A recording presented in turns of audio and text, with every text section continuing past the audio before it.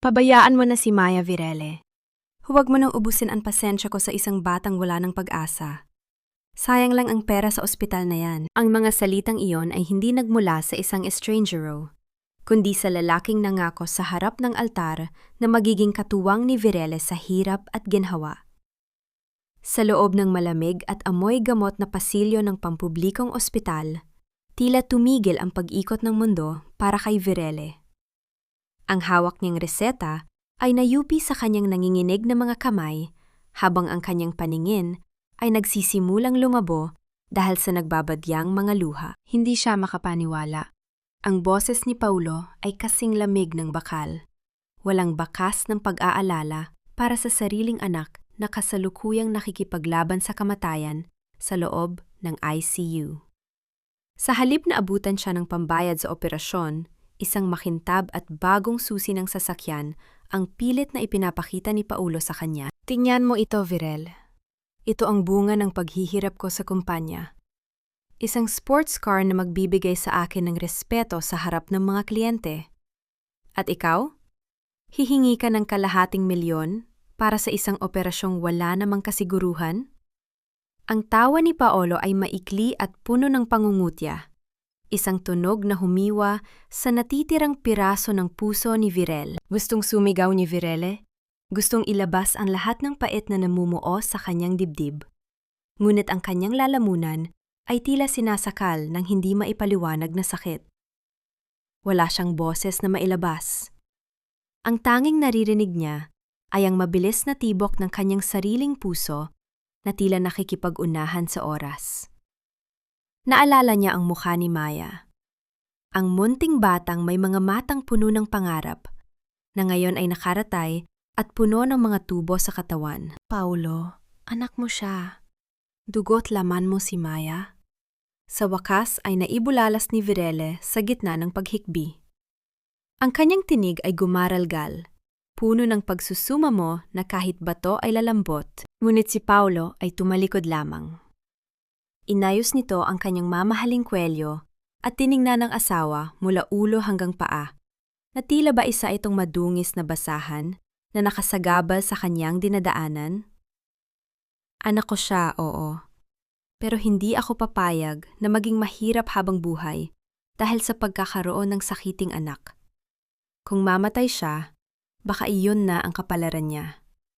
Tanggapin mo na lang. Ang bawat hakbang ni Paolo Palayo ay tila isang martilyo na nagpapadiretso sa pagguho ng mundo ni Virele.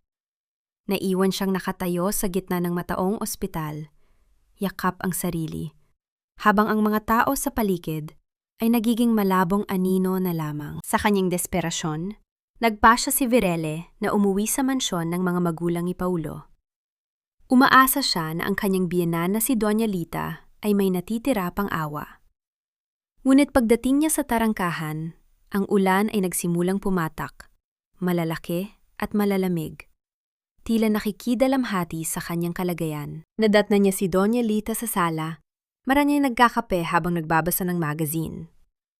Lumapit si Virele, basa ang suot at nanginginig sa ginaw. Sinubukan niyang abutin ang kamay ng matanda para magmano. Isang tanda ng paggalang na 5 taon niyang tapat na ginagawa. Ngunit mabilis na binuwi ni Doña Lita ang kanyang kamay, tila ba diring-diri na madikit sa balat ng kanyang minugang. Huwag mo akong mahawakan, Virele. Tignan mo ang sahig.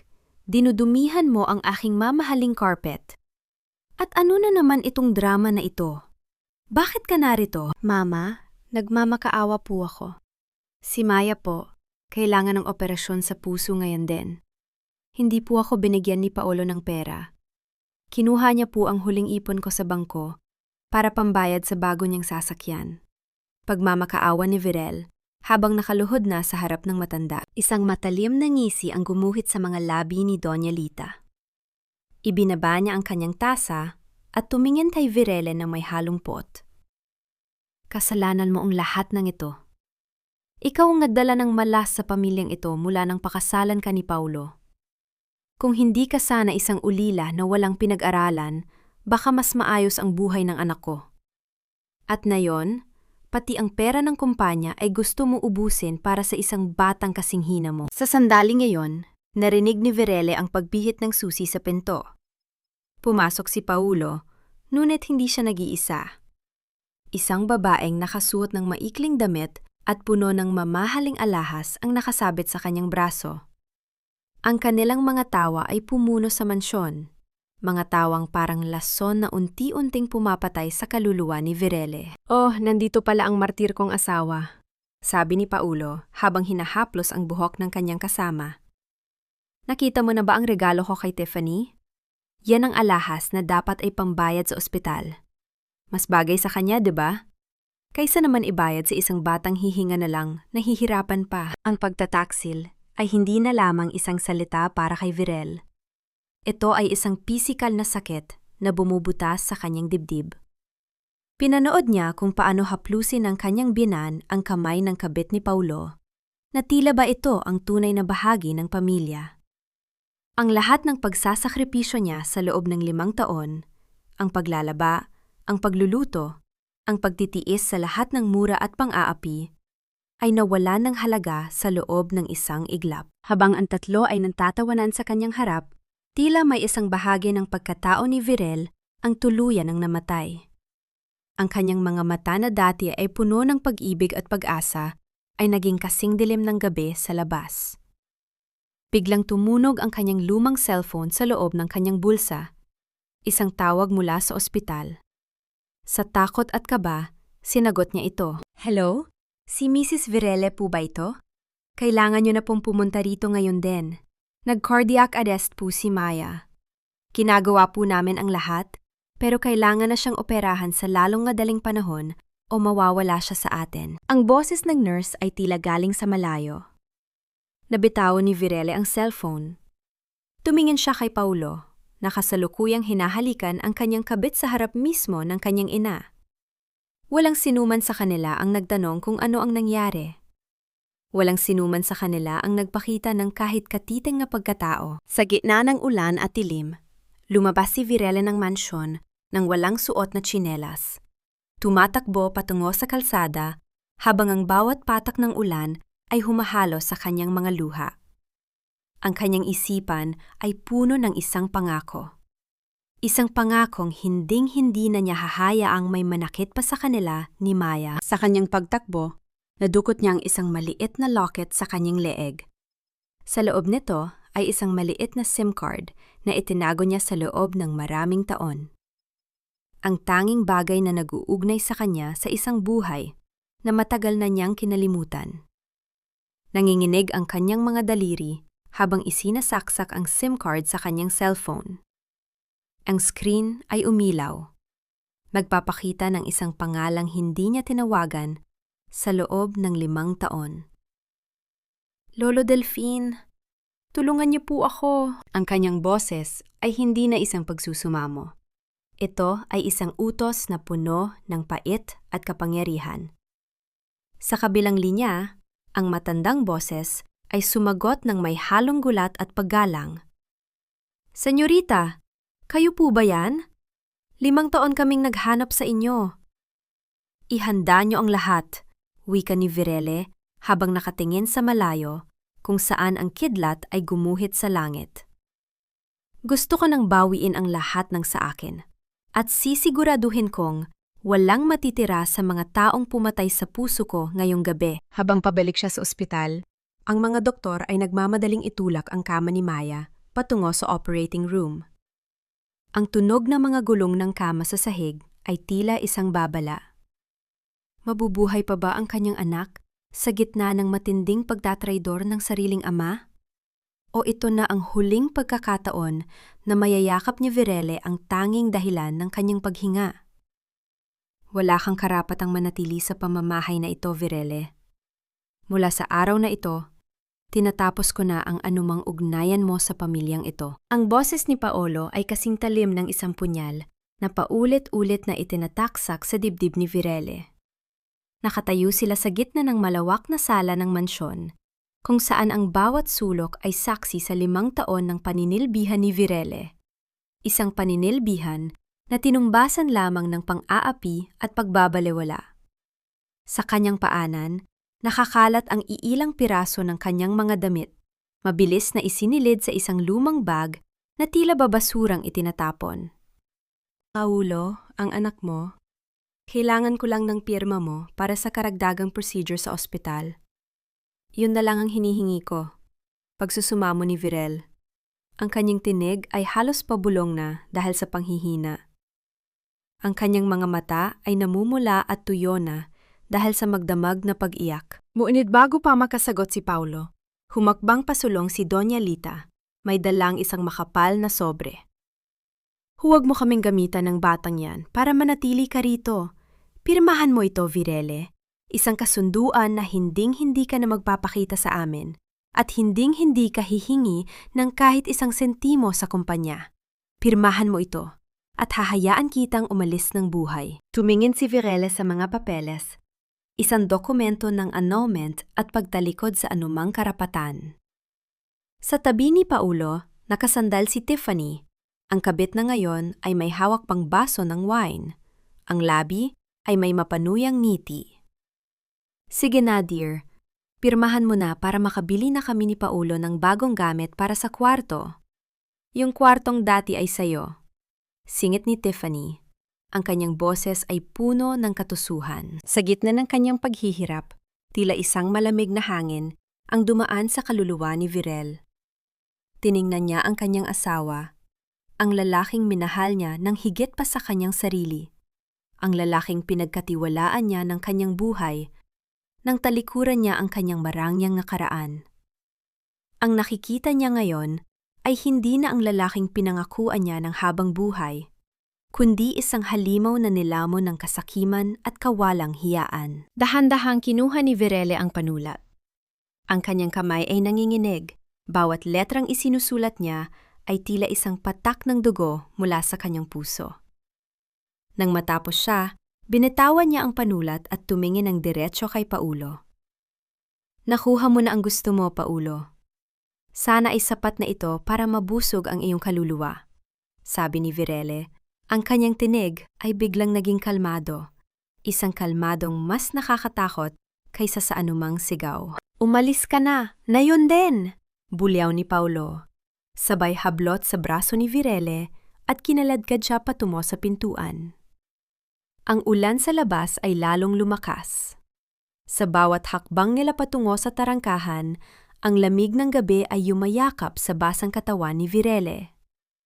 Nang makarating sila sa labas, marahas siyang itinulak ni Paulo. Bumagsak si Virele sa putikan, ang kanyang lumang bag ay tumilamsik sa tabi ng kanal. Isang bagay ang lumabas mula sa bag. Isang maliit at kupas na manika. Ang paboritong laruan ni Maya. Pinanood ni Virele kung paano ito mabahira ng putik, kung paano ito tila itinakwil ng mundong ito gaya ng pagtakwil sa kanila ng sarili nilang pamilya. At huwag mo nang susubok ang bumalik pa rito, hampas lupa. Mamatay man ang batang yan, huwag kang kakatok sa pintong ito. Sigaw ni Doña Lita mula sa beranda, bago tuluyang isara ang malaking pinto ng mansyon. Ang tunog ng pagsasara ng pinto ay umalingaw sa katahimikan ng gabi. Mas malakas pa sa kulog na gumuguhit sa langit. Naiwan si Virel na nakaluhod sa gitna ng ulan.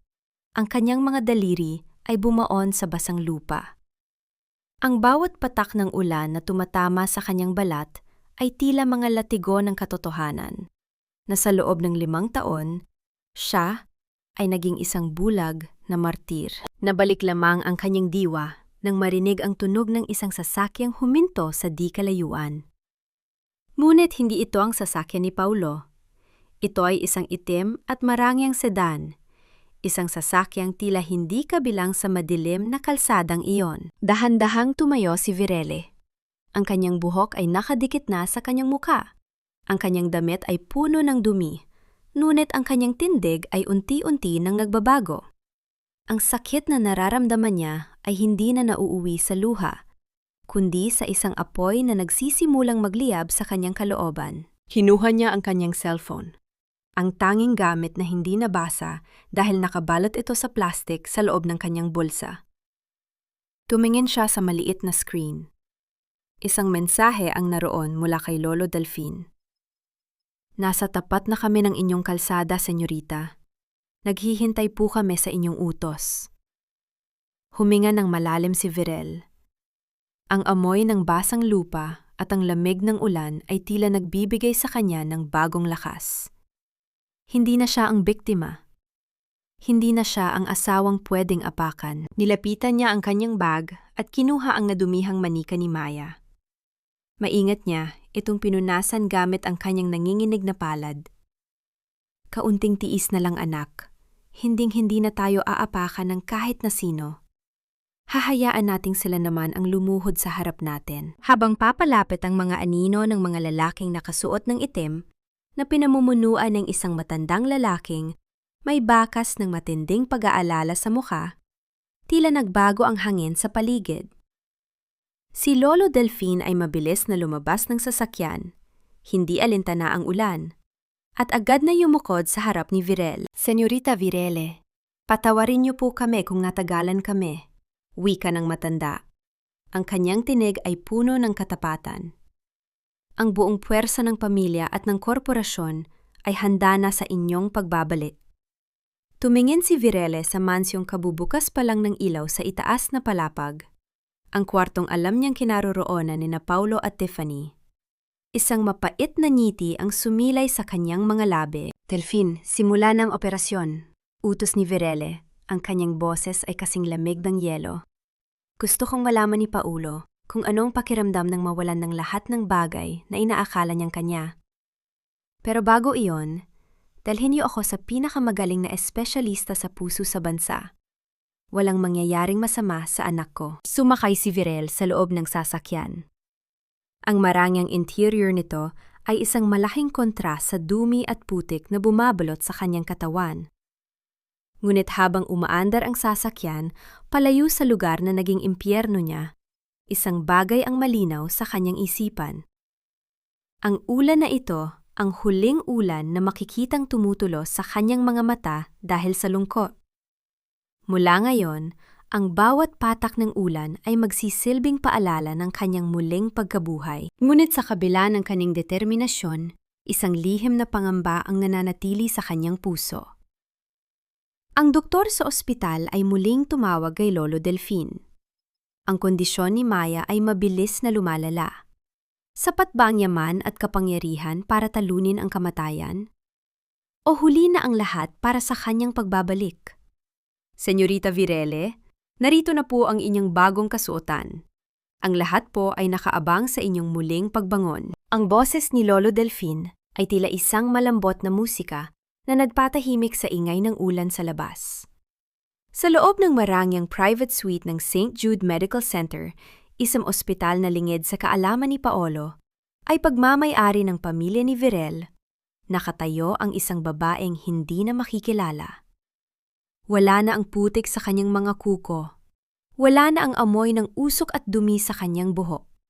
Ang nakasuot na puting robe na gawa sa pinakamahal na sutla ay tila isang balute na nagtatago sa mga pasa ng kanyang nakaraan. Tumingin si Virele sa malawak na salamin. Ang kanyang mukha, bagaman maputla pa rin, ay nagpapakita na ng isang uri ng awtoridad na matagal niyang ibinaon sa 5 taon ng pagiging martyr. Hinawakan niya ang kanyang leeg, kung saan naroon pa rin ang bakas ng mahigpit na pagkakasakal ni Paolo noong nakaraang gabi.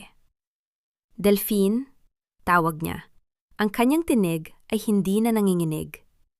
Ang aking anak, kamusta ang operasyon? Ligtas na po si Maya, senyorita, sagot ng matanda habang dahan-dahang iniabot ang isang baso ng mainit na tsaa.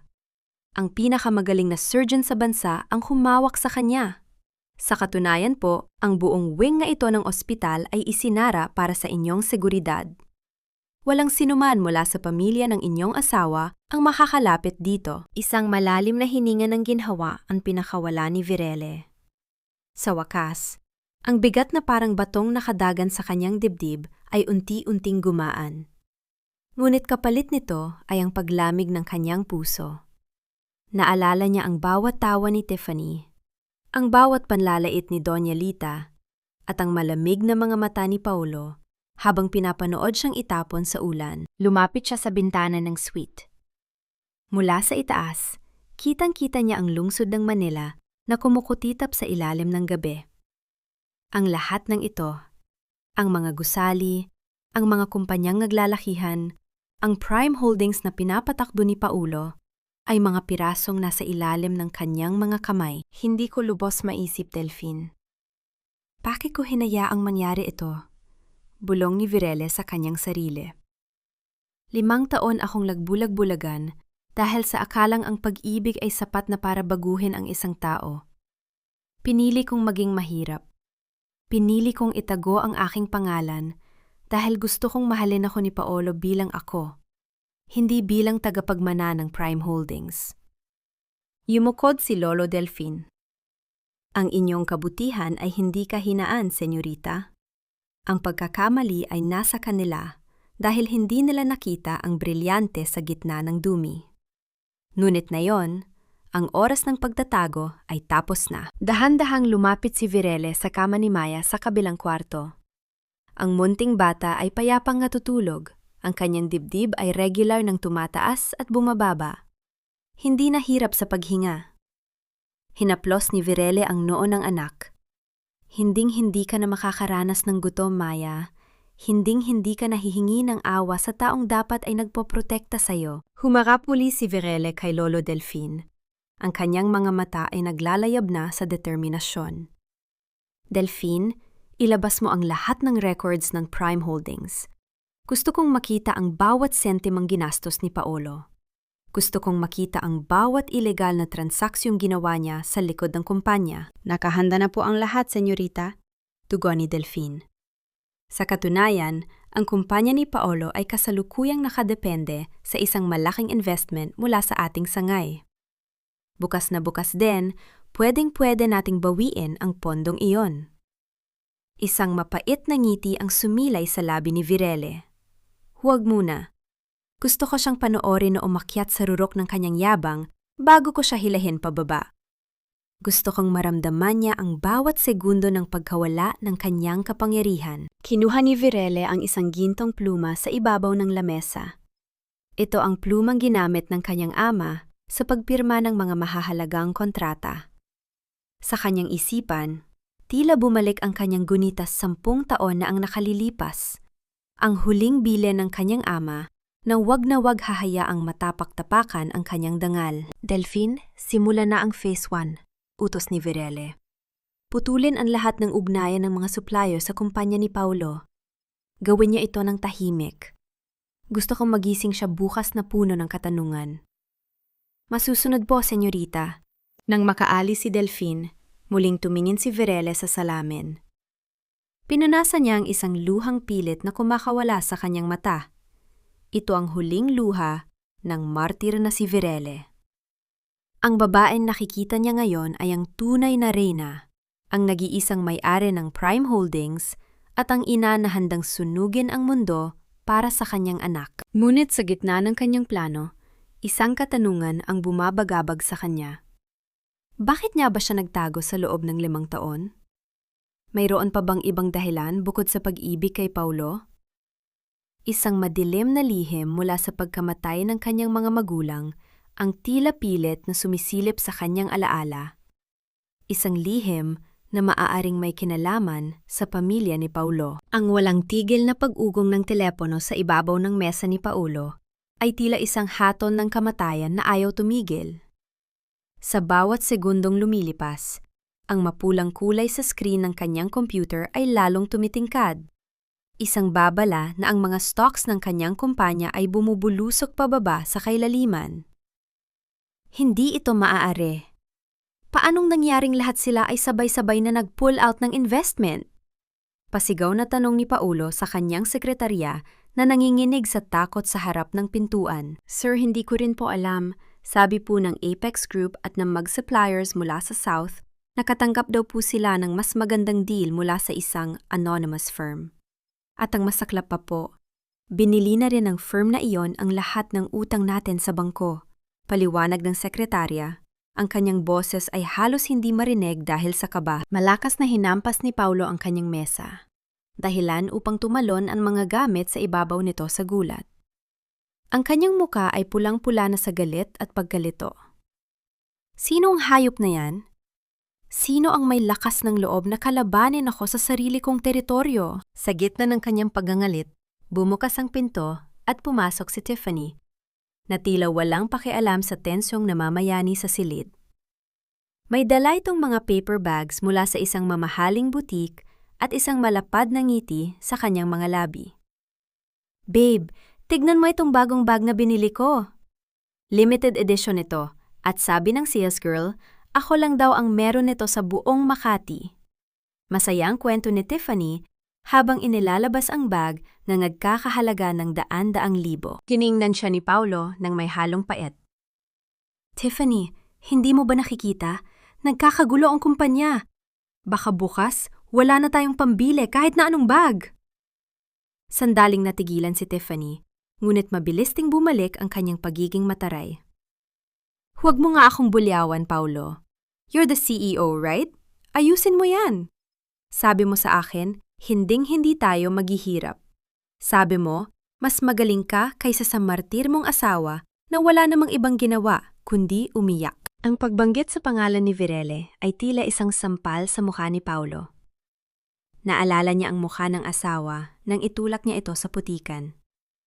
Isang bahagi ng kanyang isipan ang bumubulong, na marahil ay nagsisimula na ang kanyang karma, ngunit agad niya itong iwinaksi. Hindi. Si Virele ay isang hamak na ulila. Wala itong kakayahang gawin ito sa kanya. Habang nagkakagulo sa opisina ni Paulo sa isang eksklusibong tea garden sa Forbes Park, nakakaranas din ng sarili niyang impyerno si Doña Lita. Nakaupo siya sa gitna ng kanyang mga socialite na kaibigan, ngunit ramdam niya ang malamig na pakikitungo ng mga ito. Mars, balita ko ay medyo gipit ang kumpanya ni Paulo ngayon? Tanong ng isa niyang kaibigan habang dahan-dahang humihigop ng tsaa, ang kanyang mga mata ay puno ng mapanuring tingin. Naku, maling balita lang yan, Mars. Alam mo naman ang mga inggitero kung ano-ano ang ikinakalat, pilit na tawa ni Doña Lita. Pagaman ang kanyang mga kamay ay nanginginig sa ilalim ng lamesa. Sa katunayan, balak nga naming mag-abroad sa susunod na buwan para sa isang grand vacation. Ngunit sa halip na humanga, ang kanyang mga kaibigan ay nagkatinginan lamang. Isa-isa silang tumayo at nagdahilan na may mga importanteng lakad. Ang mga taong dati ay nagkakandara pa na maimbitahan siya sa mga party ay tila ba diring-biri na makasama siya ngayon. Excuse me, Lita, but my husband said we shouldn't be seen with you for a while. May utos daw ang isang chairman na sinumang tutulong sa inyo ay mawawalan din ng negosyo. We can't risk it, you know. Prangkang sabi ng pinakapuno ng kanilang grupo bago ito tuluyang umalis. Naiwan si Doña Lita na mag-isa. Ang kanyang tsaa ay lumamig na gaya ng pagtingin sa kanya ng lipunan. Ang bawat sulyap ng mga waiter at ng ibang panauhin ay tila mga karayom na tumutusok sa kanyang pride. Sa kabilang dako, sa loob ng isang madilim na silid, sa itaas na palapag ng Prime Holdings, ang silid na pagmamay-ari ng bagong may-ari ng kumpanya, nakaupo si Virel. Nakaharap siya sa mga monitor na nagpapakita ng bawat galaw ni na Paulo at Doña Lita. Ang kanyang mga mata ay walang emosyon. Tila isang hukom na nagmamasid sa kanyang mga bilanggo. Masakit pa, Paulo? Ang maramdaman na ang lahat ng taong akala mo ay kakampi mo ay tatalikuran ka rin sa oras ng kagipitan? Bulong ni Virele sa hangin. Yan ang ipinaramdam mo sa akin nung nasa ospital ako. Yan ang ipinaramdam mo kay Maya. Pumasok si Lola Delphine at may inilapag na isang itim na sobre sa harapan ni Virele. Senyorita, handa na po ang imbitasyon para sa kanya. Ipinadala na po natin ito sa kanyang opisina. Salamat, Delphine, tugon ni Virel, habang hinahaplos ang makinis na papel ng sobre. Gusto ko makita ang mukha niya kapag nalaman niya ang taong kinatatakutan niya ay ang babaeng tinawag niyang basura. Bumalik ang eksena sa opisina ni Paulo. Pagod na pagod siyang napasandal sa kanyang upuan nang may pumasok na courier. Sir, may sulat po para sa inyo. Mula po sa chairman ng Prime Holdings. Mabilis na kinuha ni Paulo ang sobre. Ang kanyang puso ay kumakaba ng malakas. Inisip niya na baka ito na ang pagkakataon para magmakaawa at isalba ang kanyang kumpanya. Ngunit nang mabuksan niya ang sulat, ang kanyang mga kamay ay lalong nanginginig. Ang sulat ay maikli lang, ngunit puno ng pang-anib. Ang iyong kapalaran ay hindi na sa iyong mga kamay. Magkita tayo sa gabi ng parangal. Huwag kang mahuhuli, dahil doon mo matatanggap ang iyong huling hatol. Walang pangalang nakalagay. Tanging isang pamilyar na amoy ng pabango ang nanatili sa papel. Isang amoy na tila ba narinig na niya noon, ngunit hindi niya maalala kung saan. Si Paulo ay napaupo. Ang pawis ay dumadaloy sa kanyang noo. Sino ang bagong chairman na ito? At bakit tila kilalang-kilala siya nito? Ang takot na nararamdaman niya ay hindi na lamang para sa kanyang pera, kundi para sa kanyang mismong buhay. Ang bawat hakbang ni Paulo sa pasilyo ng ospital ay puno ng pagmamadali at desperasyon. Hindi siya naroon dahil sa pag-aalala kay Maya, kundi dahil sa isang balitang narinig niya mula sa kanyang tauhan, na may malaking insurance policy di umano si Virel na nakapangalan sa kanilang anak. Sa gitna ng paglubog ng kanyang kumpanya, ang perang iyon ang tinitignan niyang huling salbabida. Nahanap niya si Virele sa garden ng ospital. Nakatayo ang babae sa ilalim ng isang puno ng mangga, tahimik na nakatingin sa mga bulaklak. Ang suot nitong simpleng bestida ay tila kumikinang sa ilalim ng sikat ng araw, at ang kanyang tindig ay may dalang kapayapaan na lalong nagpasingkit sa mga mata ni Paulo. "Virele!" tawag ni Paulo. Pilit na pinapalambot ang kanyang boses. "Salamat sa Diyos at nahanap din kita. Kanina pa ako ikot ng ikot dito." Dahan-dahang lumingon si Virele. Walang bahid ng gulat o takot sa kanyang mga mata. Tanging isang malamig na distansya, na tila ba isang pader na hindi matitibag. "Ano ang ginagawa mo rito, Paulo? Akala ko ba ay tapos na tayo?" Lumapit si Paulo at sinubukang hawakan ang mga kamay ni Virele. Ngunit mabilis na umiwas ang babae. "Babe, pakinggan mo ako. Nagkamali ako, alam ko yon. Stress lang ako sa trabaho, kaya ko nasabi ang mga bagay na yon. Pero pamilya pa rin tayo, di ba? Para kay Maya, kailangan nating magtulungan." Isang mapait na ngiti ang sumilay sa mga labi ni Virele. Para kay Maya? O para sa kumpanya mong unti-unti nang naglalaho? Natigilan si Paulo, ngunit mabilis ding nakabawi. "Virele, nalaman ko ang tungkol sa insurance policy ni Maya. Malaking halaga yon. Kung ipapahiram mo sa akin ang pera, maibabalik ko ang prime holding sa dati. At kapag nangyari yon, hinding-hindi na kayo magkukulang ng anak mo. Mabibili ko na ang lahat ng gusto nyo." Tila, bumalik ang gunita ni Virele sa isang gabi, 7 taon na ang nakalilipas. Nung nagsisimula pa lamang si Paolo, wala itong pera kahit pambayad sa upa ng opisina. Noon ay isinangla ni Virele ang tanging pamana ng kanyang ina, isang gintong singsing, para lamang may maipuhunan ang lalaki. Naalala niya ang pangako ni Paolo noon habang hawak ang kanyang mga kamay. "Virele, hinding-hindi ko kakalimutan ang sakripisyo mo. Ikaw ang suwerte ko." Ngunit ang suwerte ay naging basura nang makuha na ni Paulo ang kapangyarihan. Ang bawat sakripisyo ni Virele ay itinuring na lamang na obligasyon ng isang asawa. "Utang na loob, Paulo," bulong ni Virele. Ang kanyang boses ay puno ng pait. "Iyan ang lagi mong isinusumbat sa akin. Pero nakalimutan mo na ba kung sino ang nagbigay sa'yo ng unang puhunan mo? Nakalimutan mo na ba kung paano ko tiniis na hindi kumain para lang may maibaon ka sa mga meeting mo?" "Virel, nakalipas na iyon. Ang mahalaga ay ang ngayon," sigaw ni Paulo. Ang kanyang tunay na kulay ay muling lumalabas dahil sa pagkainip. "Ibigay mo sa akin ang pera. Karapatan ko rin yun bilang ama." "Wala kang karapatan sa amin, Paulo. Mula nang talikuran mo si Maya sa loob ng ICU, pinatay mo na rin ang anumang ugnayan natin," wika ni Virel.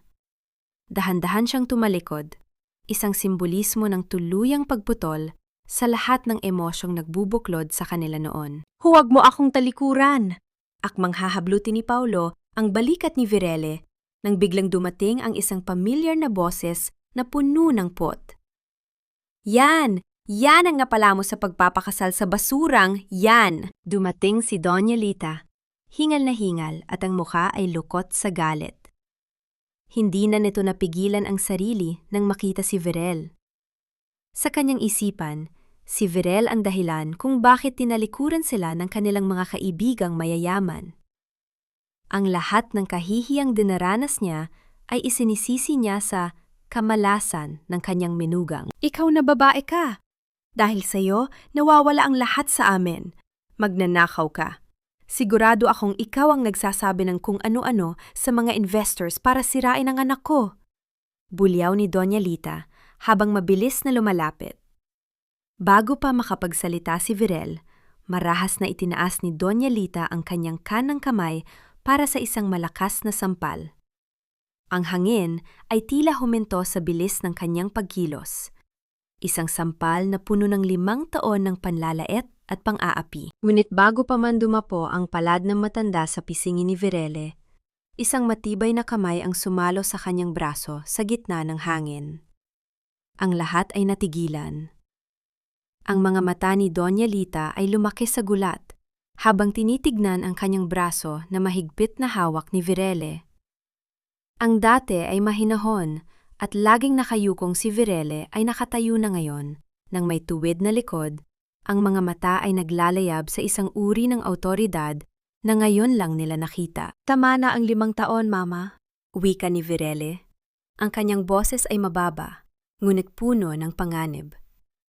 Hinding-hindi niyo na ako muling masasaktan. Hinding-hindi na. Marahas na binitiwan ni Virele ang braso ng matanda, dahilan upang mapaatras ito at muntik nang mawala ng balanse. Ang katahimikan sa garden ay tila nababalot ng kuryente. Virele, ano ang...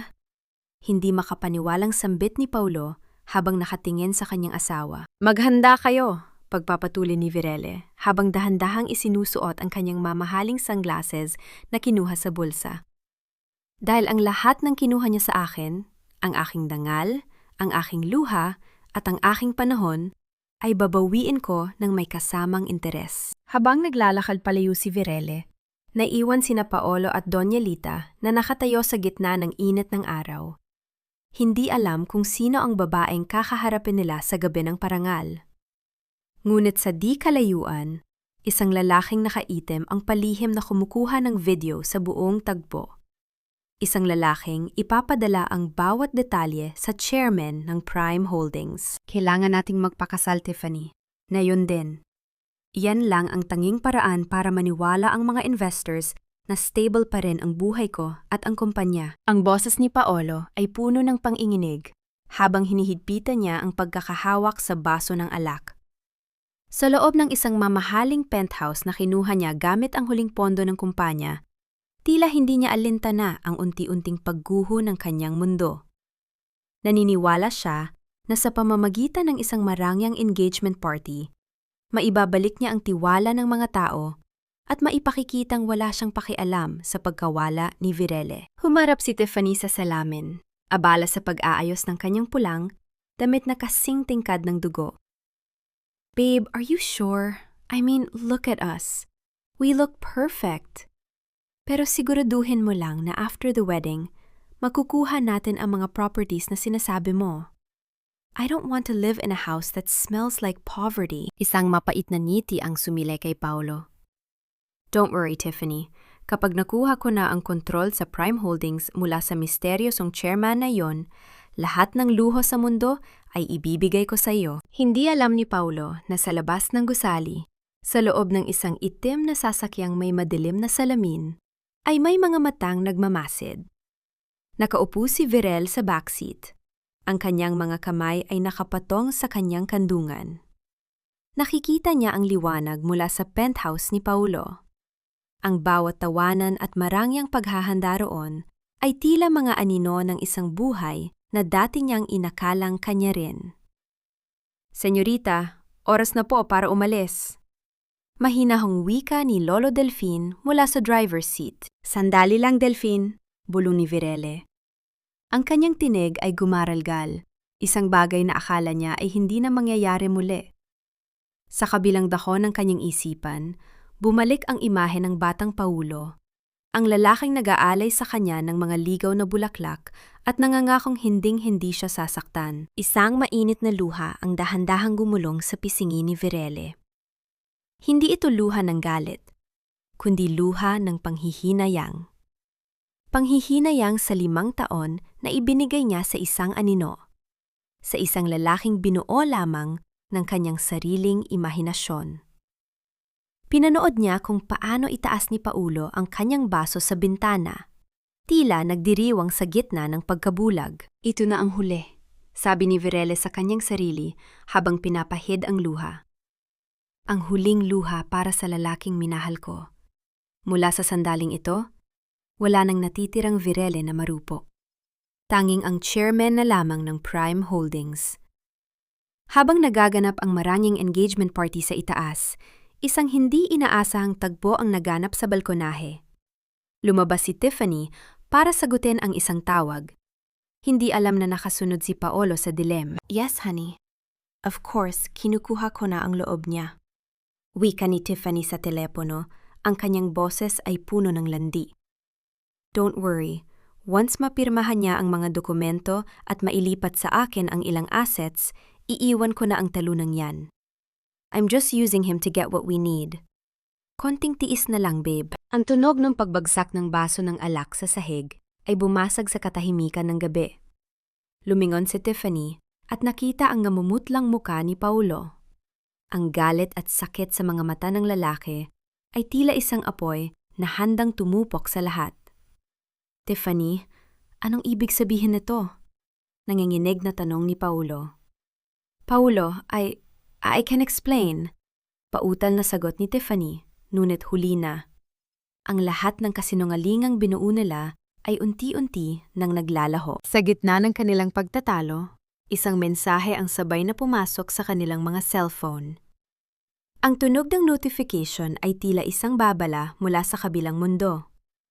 Binuksan ito ni Paolo nang may nanghinginig na mga daliri. Mula ito sa Prime Holdings. Ang inyong oras ay tapos na. Bukas, sa gabi ng parangal, ang lahat ng inyong itinago ay ihahayag sa harap ng mundo. Ang iyong kapalaran ay nakasalalay sa isang desisyon. Huwag kang mahuhuli. Dahil ang reyna ay naghihintay. Napaupo si Paulo sa sahig. Ang kanyang mga kamay ay nakasabunot sa sariling buhok. Ang kanyang huling pag-asa, ang kasal na magliligtas sa kanya, ay naging isang malaking biro. Habang si Tiffany ay mabilis na nag-eempake ng kanyang mga gamit para tumakas, naiwan si Paulo na mag-isa sa gitna ng karangyaang wala ng saysay. Sa ibaba, dahan-dahang umandar ang sasakyan ni Virele palayo sa gusali. Ang tunog ng makina ay tila isang hudyat ng pagsisimula ng katapusan. Alam ni Virele na ang bukas ay hindi lamang gabi ng parangal, kundi gabi ng paniningil. Hindi lahat ng sugat ay naghihilom sa paglipas ng panahon. Ang iba ay nananatiling bukas, naghihintay lamang ng tamang pagkakataon upang muling magpaalala ng sakit. Sa loob ng isang pribadong silid sa St. Jude Medical Center, taning ang mahinang tunog ng hanging lumalabas mula sa air conditioner at ang banayad na paghinga ni Maya ang bumabasag sa katahimikan. Nakaupo si Virel sa tabi ng kama ng anak. Hawak ang isang maliit at lumang litrato na bahagya ng kupas ang mga kulay. Sa litratong iyon, isang masayang pamilya ang nakangiti. Si Virel noong bata pa, kasama ang kanyang ama na si Don Pedro, ang dating hari ng Prime Holdings. Tila bumalik ang kanyang gunita sa huling gabi bago pumanaw ang kanyang ama 10 taon na ang nakalilipas. Naalala niya ang init ng kamay ni Don Pedro habang mahigpit na hawak ang kanyang palad. Virele, ang yaman ay pwedeng manakaw, ang kapangyarihan ay pwedeng maglaho, pero ang dangal at ang tunay na pag-ibig, yan ang hindi matitibag. Hanapin mo ang taong mamahalin ka, hindi dahil sa apelyido natin, kundi dahil sa tibok ng iyong puso. Dahil sa habilin na iyon, pinili ni Virele na mamuhay ng payak. Ibinigay niya ang pamamahala ng kampanya kay Lolo Delfin at nagpanggap na isang simpleng babaeng naghahanap ng trabaho sa Maynila. Doon niya nakilala si Paulo. Naalala niya ang unang pagkakataon na inalok siya nito ng payong sa gitna ng ulan. Ang mga pangako nito na kahit anong mangyari, hinding-hindi siya nito iiwan sa hirap. Ang galing mong magpanggap, Paulo. Bulong ni Virele habang hinahaplos ang mukha ng anak sa litrato. Naniwala ako na ikaw ang sagot sa dalangin ng aking ama. Ibinigay ko sa iyo ang lahat, ang aking tiwala, ang aking katawan, at ang aking kaluluwa. Pero sa huli, ang ambisyon mo rin pala ang papatay sa pag-ibig na binuo natin. Isang mapait na alaala ang muling sumagi sa kanyang isipan. 7 taon na ang nakalilipas, noong nagsisimula pa lang ang Prime Holdings sa ilalim ng pamumuno ni Paulo. Na ang puhunan ay galing din sa lihim na pondo ni Virele, ay nakaranas sila ng matinding krisis. Halos wala silang makain noon. Si Virele ay naglalako ng kakanin sa umaga at naglalaba sa gabi para lang may pandagdag sa gastusin sa opisina ni Paulo. Naalala niya ang isang gabi nang umuwi si Paolo na lasing at puno ng galit dahil tinanggihan siya ng mga investors. Virele, pagod na akong maging mahirap. Gusto kong maranasan ang mamuhay sa itaas, sigaw nito noon. Niyakap siya ni Virele ng mahigpit at sinabing, "Babe, magtiwala ka lang. Kahit anong mangyari, nandito ako sa tabi mo. Sabay tayong aakyat." Ngunit nang makarating na si Paolo sa itaas, ang unang taong itinulak niya pababa ay ang babaeng nagsilbi niyang hagdan. Nabalik lamang ang diwa ni Virele nang maramdaman niya ang isang mahinang galaw mula sa kamay ni Maya. Ang munting daliri ng bata ay bahagyang kumapit sa kanyang palad. Mabilis na tumayo si Virele. Ang kanyang puso ay tila gustong lumundag sa kaba at kagalakan. "Maya? Anak? Naririnig mo ba si Mama?" Naninghinig ang boses na tanong ni Virele. Dahan-dahang bumukas ang mga mata ni Maya. Tila, lito pa ito sa simula. Pinagmamasdan ang puting kisame ng silid bago dahan-dahang ibinaling ang paningin sa kanyang ina. Isang mahinang ngiti ang sumilay sa maputla niyang mga labi at sa gitna ng katahimikan ng silid, isang napakahinang tinig ang lumabas. Ma! Sa sandaling iyon, tila bumuhos ang lahat ng damdaming kinimkim ni Virele sa loob ng mahabang panahon. Hindi na niya napigilan ang pagtulo ng mga luha. Hindi luha ng pait, kundi luha ng pasasalamat. Niyakap niya ng napakahigpit ang kanyang anak. Inililibing ang kanyang mukha sa munting balikat nito. "Salamat sa Diyos. Salamat, Maya. Nandito na si Mama. Hinding-hindi ka na aalis. Hinding-hindi na tayo maghihiwalay." Hikbi ni Virele. Ang sandaling tila, nagkaroon muli ng kulay ang kanyang madilim na mundo. Ang bawat sakripisyo, bawat hapdi ng panlalait ni Doña Lita, at bawat sampal ng tadhana ay nagkaroon ng kabuluhan dahil buhay ang kanyang anak. Pumasok si Lolo Delfin sa silid at nakita ang tagpong iyon. Hindi rin napigilan ng matanda ang mapaluha. Tumayo siya sa gilid at tahimik na nagpasalamat sa langit. "Senyorita, ang mga doktor ay paparating na para suriin siya. Pero may mahalaga po akong balitang dapat niyong malaman." Mahinahang wika ni Delfin. Tumayo si Virele at pinunasan ang kanyang mga mata. Muling isinusuot ang kanyang maskara ng katatagan. "Ano yun, Delfin?" Si Paolo po, nalaman niya na ang anonymous benefactor na nagbabayad ng bill ni Maya ay ang Prime Holdings mismo. Kasalukuyan siyang nagwawala sa labas ng finance office ng ospital. Pilit na inaalam kung sino ang nasa likod nito. Akala po yata niya ay may ibang lalaking tumutulong sa inyo. Isang malamig na tawa ang kumawala sa mga labi ni Virele. "Hayaan mo siyang magwala, Delfin.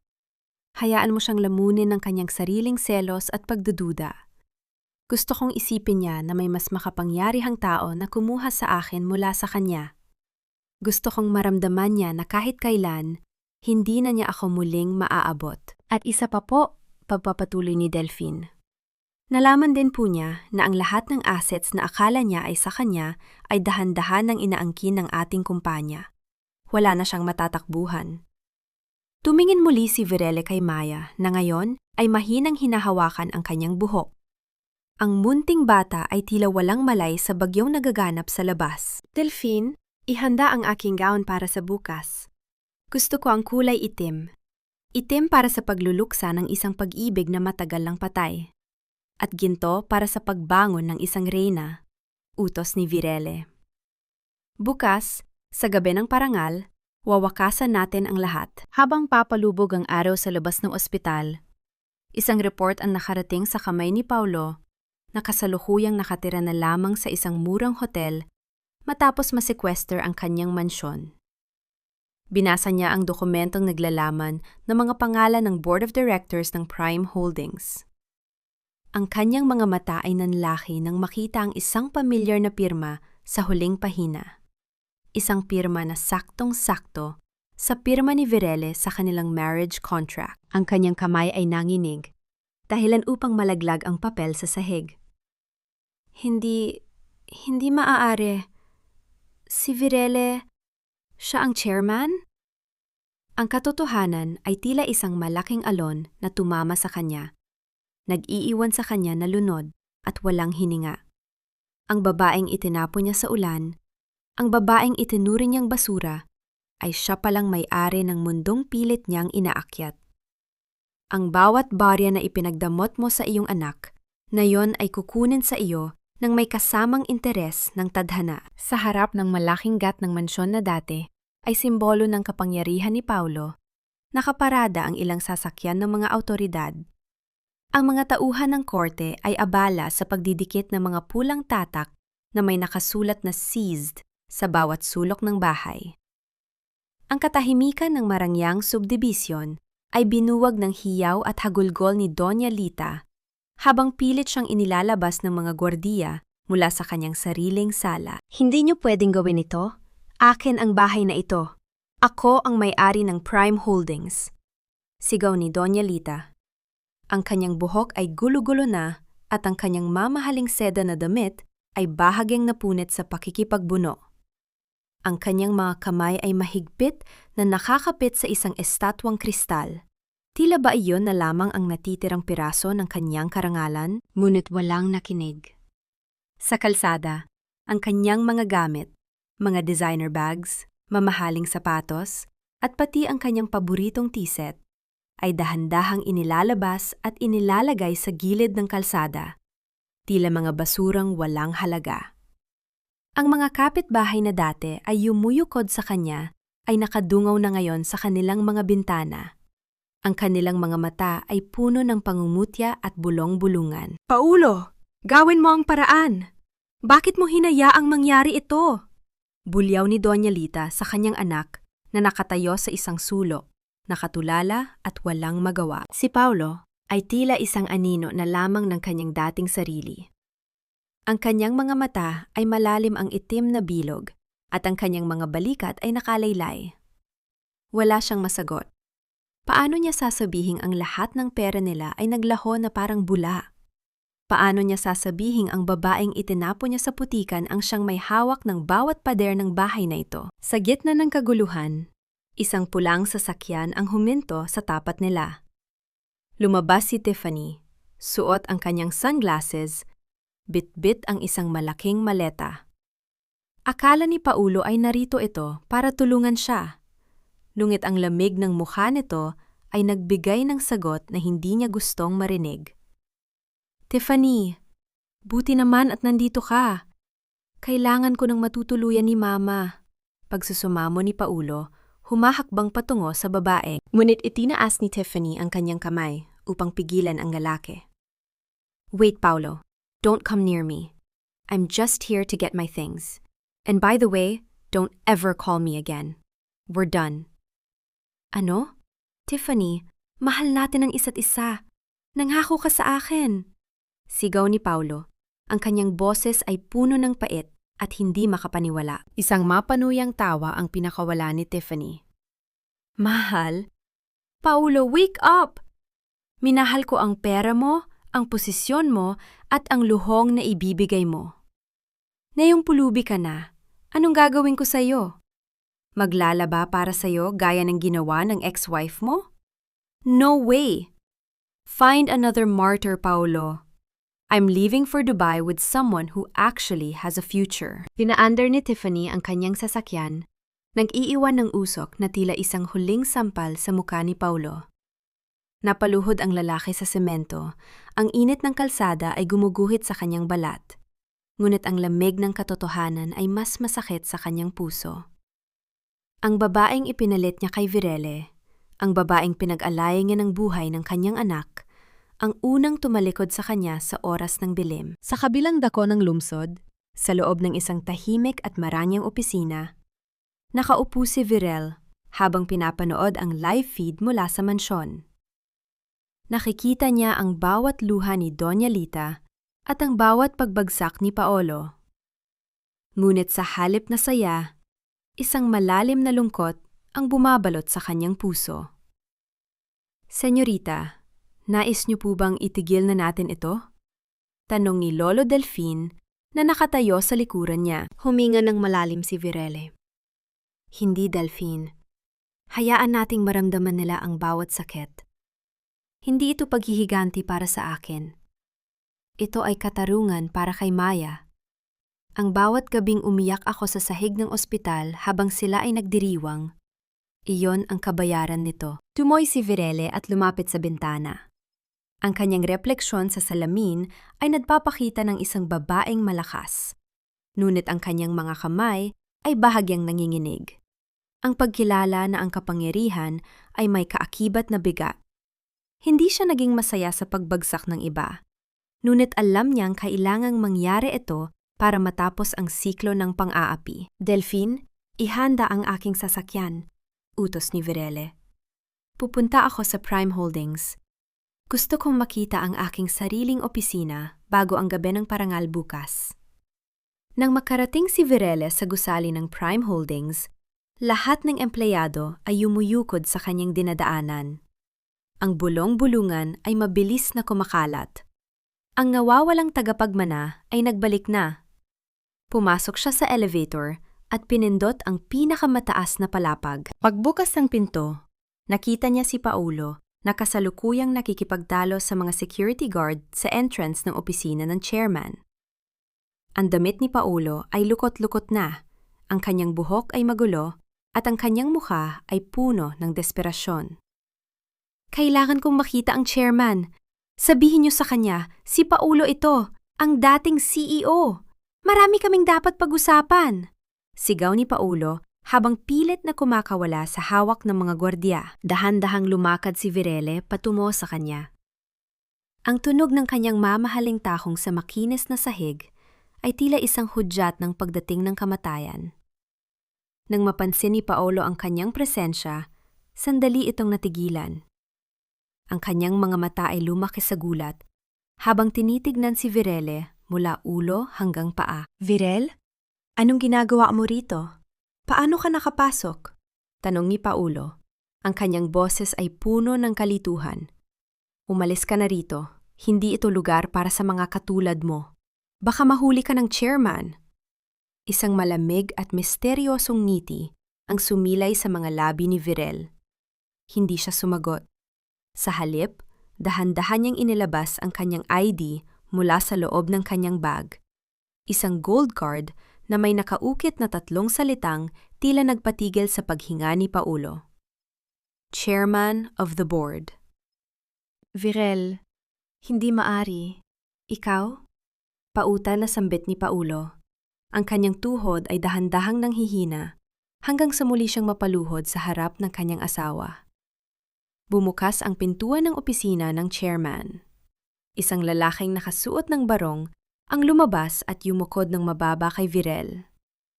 Welcome back, Madam Chairman. Ang lahat ay nakahanda na para sa inyong pag-upo. Tumingin si Virele ng diretso sa mga mata ni Paulo. Sabi ko sa iyo, Paulo, ang bawat luha ko ay may kabayaran. At bukas, sa harap ng lahat, tatanggapin mo ang huling hatol. Tumalikod si Virele at pumasok sa opisina, habang ang pinto ay dahan-dahang nagsasara. Naiwan si Paulo na nakatulala sa harap ng nakasarang pinto. Ang katotohanan ay tila isang malaking pader na tuluyan ang humarang sa kanyang kinabukasan. Ngunit sa gitna ng kanyang pagkatalo, isang madilim na plano ang nagsisimulang mabuo sa isipan ni Paulo. Kung hindi siya magkakaroon ng yaman, walang sinuman ang dapat magkaroon nito. Isang lihim na tawag ang ginawa ni Paulo sa isang taong hindi dapat kinakausap. Isang taong handang gumawa ng maruming trabaho para sa pera.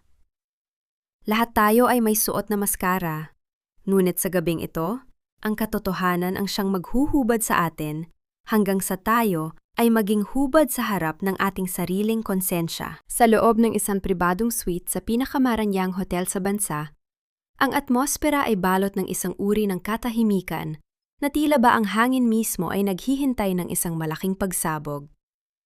Nakaupo si Virel sa harap ng isang malaking salamin na may mga ilaw na kasing ningning ng mga bituin.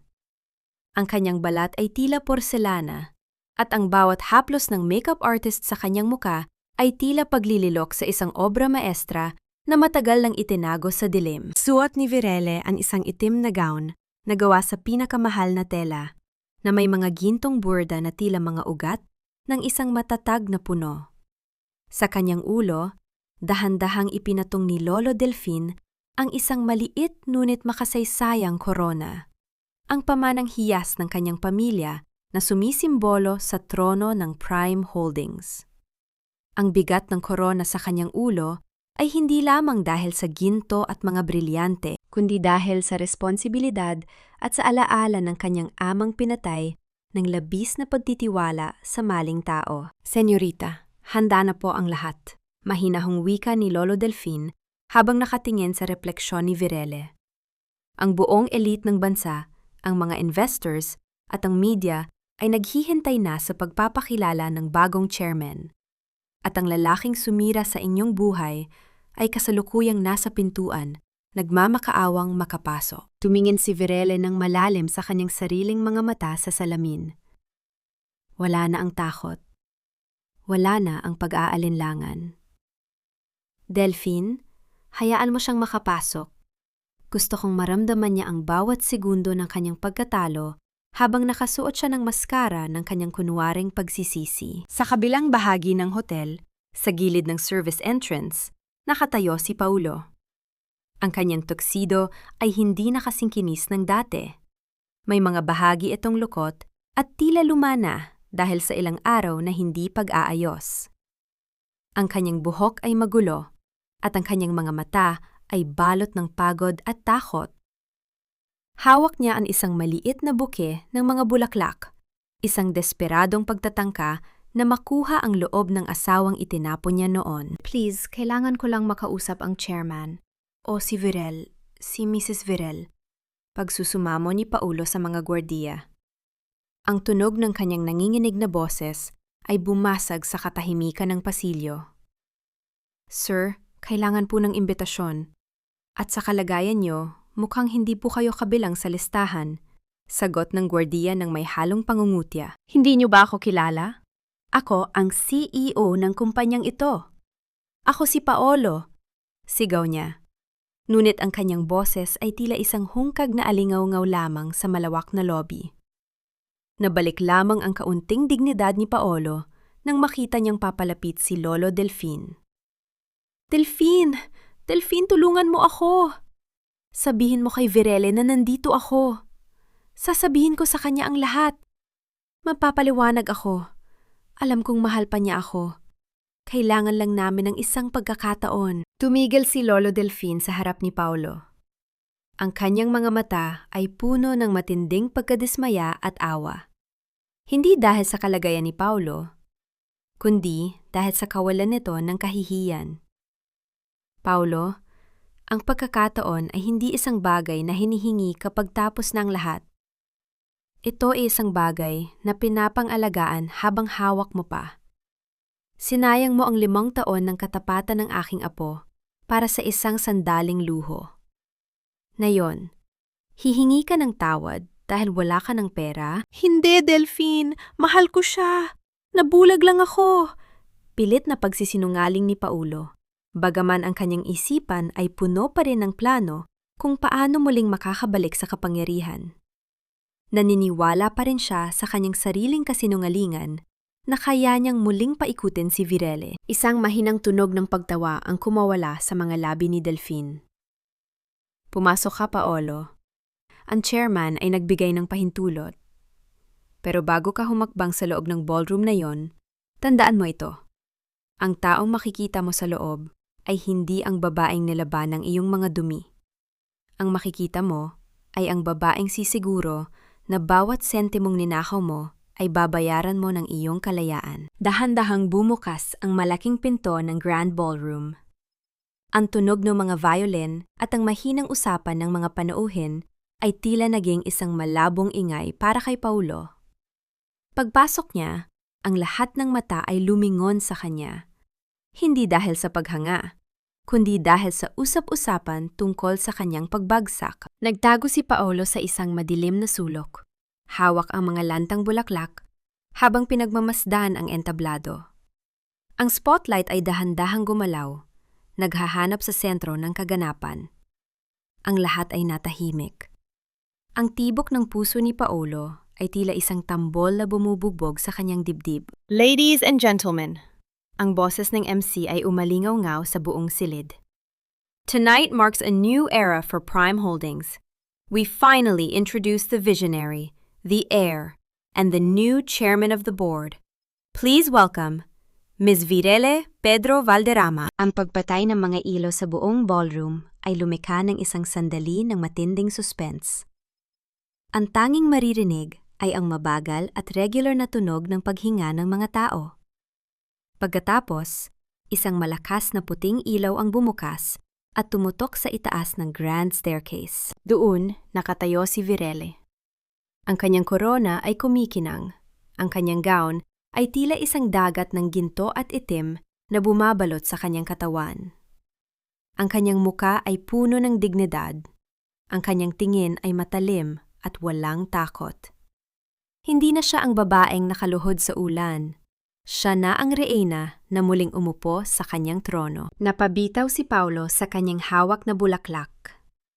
Ang mga talulot nito ay nagkalat sa sahig, tila ang mga pangarap niyang tuluyan ng nadurog. Ang bawat hakbang ni Virel pababa ng hagdan ay tila isang pagtapak sa bawat kasinungalingang itinanim ni Paulo sa kanilang pagsasama. Habang naglalakad si Virele patungo sa podium, nagtagpo ang kanilang mga mata sa gitna ng karamihan. Sa paningin ni Virele, si Paulo ay hindi na isang mahal sa buhay, kundi isang estrangerong dapat panagutin sa batas ng tao at ng tadhana. Isang lihim ng ngiti ang sumilay sa kanyang mga labi. Isang ngiti na nagpapahiwatig na ang palabas ay nagsisimula pa lamang. Ngunit sa gitna ng maranyang pagpapakilala, isang hindi inaasahang pangyayari ang bumasag sa kagalakan. Isang lalaking nakasuot ng itim na jacket ang mabilis na lumapit sa podium, habang ang lahat ay nakatuon ang pansin kay Virele. May hawak itong isang itim na sobre, at bago pa man makakilos ang mga security, inilapag nito ang sobre sa tapat ni Virele. Mula kay Paulo, bulong ng lalaki bago mabilis na nawala sa karamihan. Dahan-dahang binuksan ni Virele ang sobre sa harap ng lahat. Ang kanyang mga kamay, na kanina lang ay matatag, ay biglang nanginghinig. Ang nilalaman ng sobre ay hindi isang banta, kundi isang litrato ni Maya sa loob ng ospital na may nakasulat na mga salitang nagpabilis sa tibok ng kanyang puso. Ang buhay ng iyong anak ay nasa dulo ng aking mga daliri. Isang maling galaw at hindi na siya muling gigising. Tumingin si Virele sa paligid, hinahanap si Paolo. Ngunit wala na ang lalaki sa sulok na kinalalagyan nito kanina. Ang tagumpay na akala niya ay hawak na niya ay biglang naging isang nakakatakot na bangumot. Mamatay ang lahat ng pangarap mo, Virele, bago ko hayaang makuha mo ang tagumpay na ito ng mag-isa. Ang mga salitang nakasulat sa papel ay tila mga uod na gumagapang sa balat ni Virel, nag-iiwan ng malalamig na bakas ng pangamba sa gitna ng init ng mga spotlight. Nakatayo siya sa podium. Ang korona sa kanyang ulo ay kumikinang sa harap ng daan-daan na panauhin. Ngunit ang kanyang paningin ay nakatitig lamang sa maliit na litrato ni Maya. Ang munting bata, na dapat ay ligtas sa loob ng ospital, ay tila muling nanganib dahil sa kamay ng sarili nitong ama. Naramdaman ni Virele ang pagbilis ng tibok ng kanyang puso, isang uri ng kaba na tila sumasakal sa kanyang hininga. Ang palakpakan ng mga tao ay naging isang malabong ingay, parang hanging dumadaan sa isang hungkag na kuweba. Ang kanyang mga kamay ay nanginginig, dahilan upang bahagyang mayumak ang itim na subreng hawak niya. Dahan-dahan siyang tumingin sa karamihan. Ang kanyang mga mata ay naghahanap sa bawat sulok ng grand ballroom. Sa gitna ng mga taong nakasuot ng mamahaling barong at gown, tila may isang aninong gumagalaw sa dilim malapit sa exit door. Isang pamilyar na tindig, isang lalaking may dalang pot na hindi kayang itago ng anumang taksido. Senyorita, may problema po ba? Ang mahinahong bulong ni Lolo Delfin na mabilis na lumapit sa kanyang tabi. Ang matanda ay agad na nakapansin sa biglang pamumutla ng kanyang apo. Hindi sumagot si Virel. Sa halip, ibinigay niya ang sobre kay Delfin habang ang kanyang paningin ay nananatiling nakatutok sa pinto. Nang mabasa ng matanda ang sulat, ang kanyang mukha ay nabalutan ng matinding galit. Ang kanyang mga panga ay nagtagis sa gitna ng katahimikan. Ipagpaumanhin niyo mga panauhin, ang boses ni Virele ay umalingaw-ungaw sa buong silid, bagaman may bahid ito ng panginginig na pilit niyang itinatago. May isang mahalagang bagay lamang akong kailangang asikasuhin. Ipagpatuloy niyo ang inyong gabi. Bago pa man makapagtanong ang sinuman, dahan-dahang bumaba si Virel sa entablado. Ang tunog ng kanyang gown na humahataw sa sahig ay tila isang babala. Hindi na niya inalintana ang mga flash ng kamera at ang mga bulong-bulungan ng mga investors. Ang tanging mahalaga sa kanya ay ang kaligtasan ni Maya. Tinungo ni Virele ang isang pribadong lounge sa gilid ng ballroom, kung saan ang ilaw ay malabo, at ang amoy ng luma at mamahaling kahoy ay namamayane. Pagpasok niya, narinig niya ang mahinang tunog ng pagsasara ng pinto sa likuran niya. Doon, sa gitna ng dilim, nakaupo si Paulo. Ang kanyang asawa ay may hawak na baso ng alak. Ang kanyang mukha ay tila isang maskara ng desperasyon at kabaliwan. Magandang yung korona, Virele, wika ni Paulo.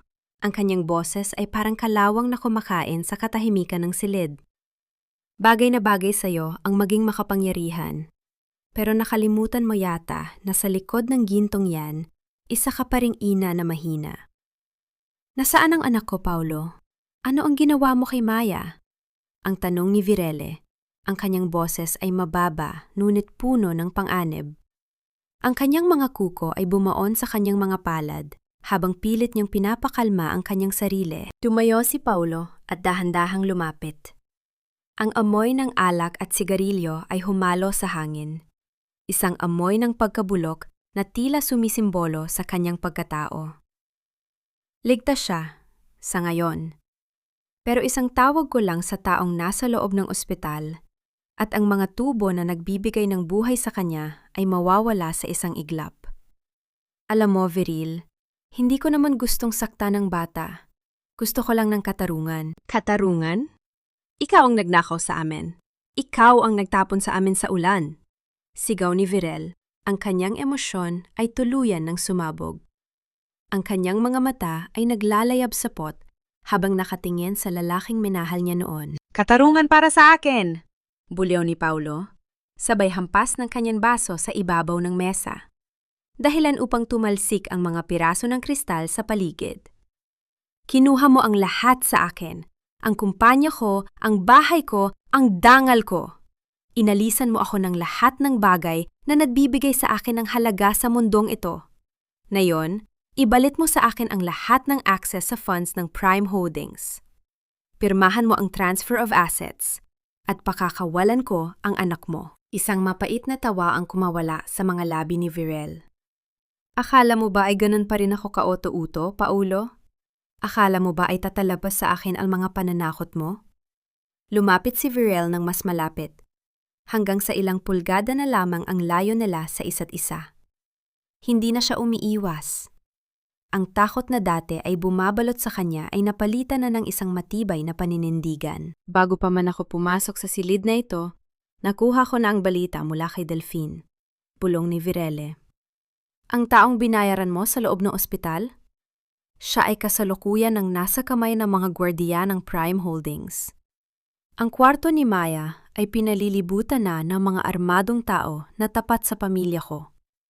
Wala kang kahit anong kapangyarihan dito, Paulo. Ang sulat na yon ay isang desperadong hakbang ng isang lalaking malunod na sa sarili niyang putik. Ang mukha ni Paolo ay biglang namutla. Ang basong hawak niya ay dahan-dahang nalaglag mula sa kanyang nanginginig na kamay, lumilikha ng isang mapurol na tunog sa makapal na carpet. Hindi! Nagsisinungaling ka! Hindi mo magagawa iyon! Tapos na ang laro mo, Paulo. Pagpapatuloy ni Virele, habang dahan-dahang inaalis ang kanyang sunglasses at timititigan ang lalaki ng diretso sa mga mata. Ang bawat krimen mo, mula sa maling paggamit ng pondo hanggang sa pagtatangkang saktan ang sarili mong anak, ay may sapat na ebidensya na. Narinig mo ba ang tunog sa labas? Mula sa malayo narinig ang unti-unting paglakas ng tunog ng mga sirena ng pulis na papalapit sa hotel. Ang asul at pulang liwanag ay nagsimulang tumama sa mga bintana ng lounge, tila mga anino ng katarungang hindi na mapipigilan. Nandito na sila para sa iyo, wika ni Virele. Hindi ka na muling makakalapit sa amin ni Maya. Ang tanging lugar na kinaroroonan mo ay sa likod ng rehas, kung saan magkakaroon ka ng maraming panahon para isipin ang lahat ng pagkakamali mo. Mabilis na sumubok si Paolo na tumakas patungo sa kabilang pinto. Ngunit bago pa man niya ito mahawakan, ang mga pulis ay pumasok na sa silid. Marahas siyang pinadapa sa sahig. Ang kanyang marangyang tuksido ay muling nadumihan.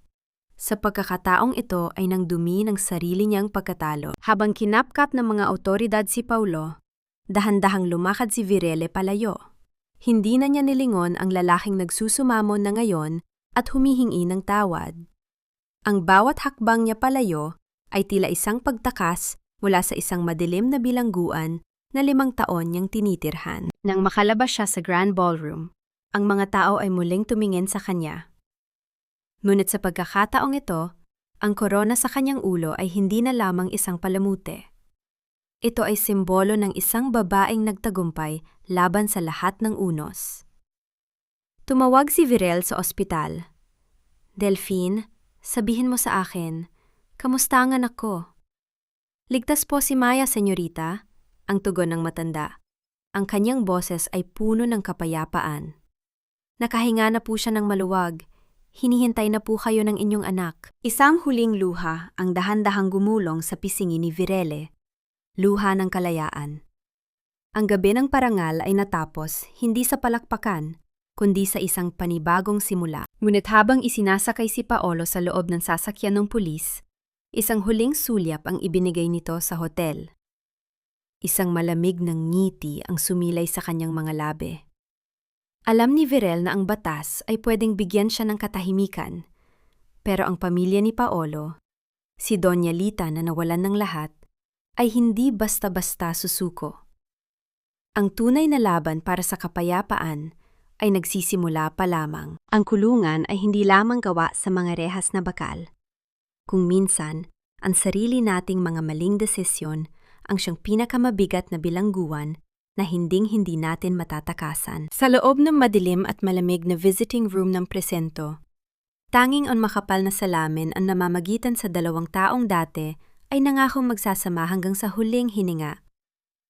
Nakaupo si Virele, suot ang isang simpleng puting blusa na tila sumisimbolo sa kanyang malinis na konsensya. Sa kabilang panig, naroon si Paolo. Ang kanyang marangyang tuksido ay napalitan na ng isang kulay kahel na uniporme ng bilanggo. Ang kanyang buhok ay magulo. Ang kanyang mga mata ay lubog at ang kanyang mga kamay ay nanginginig habang pilit na hinahawakan ng telepono. Virel, please. Kausapin mo ang mga abogado mo. Bawiin mo ang demanda. Hindi ko sinasadya ang lahat ng yon. Nabulag lang ako ng takot na mawala ang kumpanya. Ang boses ni Paulo ay gumaralgal, puno ng desperasyon at huwad na pagsisisi. Tumingin si Virele ng diretso sa mga mata ni Paulo. Wala siyang nakitang pagmamahal, wala ring galit. Tanging isang malalim na kawalan na tila isang tuyong balon. Takot na mawala ang kumpanya, Paulo? O takot na mawala ang luhong hindi naman sayo? Ginamit mo ang pera ng anak natin para sa isang sasakyan. Pinanood mo kaming itapon sa ulan. At ngayon, hihingi ka ng tawad dahil nasa loob ka na ng rehas? Ginawa ko yon para sa future natin. Para hindi tayo magmuhang pulube sa harap ng mga investors. Sigaw ni Paulo. Ang kanyang boses ay umalingaw sa tahimik na silid. Dahilan upang mapatingin ang mga gwardya. Mahal kita, Virel. Alam mo yan. Kung hindi dahil sa'yo, hindi ako magiging ganito. Isang mapait na ngiti ang sumilay sa mga labi ni Virel. Yan ang huling beses na gagamitin mo ang salitang mahal sa harap ko. Ang pag-ibig ay hindi nananakit. Ang pag-ibig ay hindi nagnanakaw ng hininga ng sariling anak. Paulo, hindi kita idinamanda dahil sa galit. Idinamanda kita dahil kailangan mong harapin ang katarungan na matagal mong kinalimutan. Dahan-dahang ibinaba ni Virele ang telepono.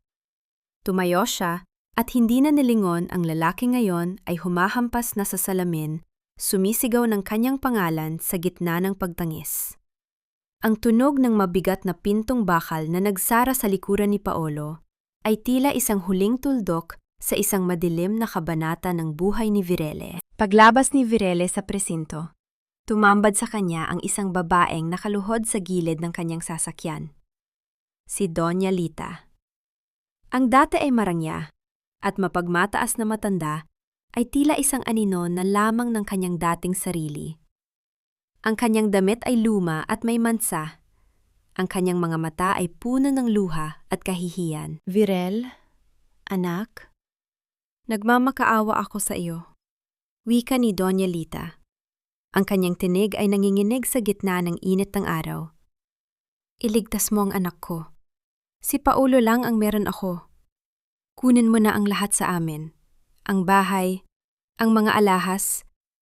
Huwag mo nang siyang hayaang mabulok sa kulungan. Lumapit si Virele at tiningnan ang kanyang biyenan. Naalala niya ang bawat sampal, ang bawat panlaliit na tinanggap niya mula sa matandang ito. Naalala niya kung paano siya tinawag na salot habang nagmamakaawa para sa buhay ni Maya. Tumayo kayo, Mama, mahinahong wika ni Virele, bagaman ang kanyang boses ay may dalang bigat ng otoridad. Ang lahat ng kinuha niyo sa akin ay hindi na maibabalik ng pagluhod niyo ngayon. Ang bahay? Ang kumpanya? Hindi ko yon kinuha dahil gusto ko ng yaman. Kinuha ko yon dahil iyon ang nararapat para sa anak ko. Wala ka bang puso? Matapos ang lahat ng ginawa namin para sa'yo? Bulyaw ni Doña Lita. Ang kanyang tunay na ugali ay muling sumisilip sa gitna ng kanyang pagmamakaawa. Puso? Iyan po ang bagay na pinatay niyo noong gabi sa ospital. Sagot ni Virele. Huwag kayong mag-alala, Mama. Hindi ko kayo pababayaan sa kalsada. Magpapadala ako ng sapat na pondo para sa inyong tirahan at pagkain. Pero huwag na kayong lalapit sa amin ni Maya. Yan ang huling utang na loob na ibibigay ko sa inyo. Sumakay si Virel sa loob ng kanyang sasakyan. Ang marangyang interior ay nagbibigay sa kanya ng kapayapaan na matagal niyang hinanap. Habang umaandar ang sasakyan palayo, nakita niya sa side mirror si Doña Lita na nananatiling nakaluhod sa semento, isang biktima ng kanyang sariling kasakiman at pride. Ang huling destinasyon ni Virele ay ang ospital. Pagpasok niya sa kwarto ni Maya, nakita niya ang anak na nakaupo na sa kama, nagbabasa ng isang makulay na libro. Ang pisngi ng bata ay may kulay na muli, at ang kanyang mga mata ay puno ng sigla. Mama! Sigaw ni Maya nang makita ang ina. Mabilis itong yumakap sa leeg ni Virele. Ang amoy ng baby powder at shampoo ng bata ay tila isang gamot na nagpahilom sa lahat ng sugat ni Virele. Nandito na si Mama Maya. Hinding-hindi na tayo maghihiwalay. Bulong ni Virele habang hinahalikan ng noon ng anak. Pumasok si Lolo Delfin at may dalang isang itim na folder. Senyorita, ang lahat po ay maayos na. Ang Prime Holdings ay opisyal na pong nasa ilalim ng inyong pamumuno. At ang balita mula sa korte, si Paolo ay hinatulan ng 10 taong pagkabilanggo ng walang piyansa. Huminga ng malalim si Virele. Ang bigat sa kanyang dibdib ay tuluyan ng naglaho, napalitan ng isang malamig na determinasyon. Tumingin siya sa labas ng bintana, kung saan ang araw ay dahan-dahang lumulubog, nagbibigay ng kulay kahel na liwanag sa buong lungsod. Delfin, ihanda ang aming pag-alis. Gusto kong dalhin si Maya sa rest house namin sa Tagaytay. Gusto kong makalanghap siya ng sariwang hangin, malayo sa ingay ng mundong ito. Utos ni Virele. Nang makaalis si Delfin, muling tumingin si Virele sa kanyang refleksyon sa salamin. Hindi na siya ang biktima. Hindi na siya ang asawang pwedeng apakan. Siya na si Virele Pedro Valderrama, ang reynang muling bumangon mula sa sarili niyang mga luha. Ngunit bago siya umalis, may isang liham na naiwan sa ibabaw ng mesa. Mula ito kay Paulo, isang huling sulat mula sa selda. Hindi ito binuksan ni Virele. Sa halip, kinuha niya ang isang lighter at sinilaban ang dulo ng sobre.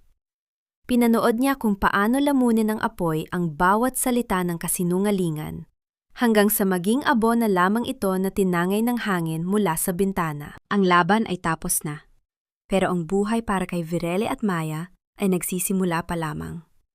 Isang buhay na binuo hindi sa ginto, kundi sa katatagan ng isang pusong natutong lumaban.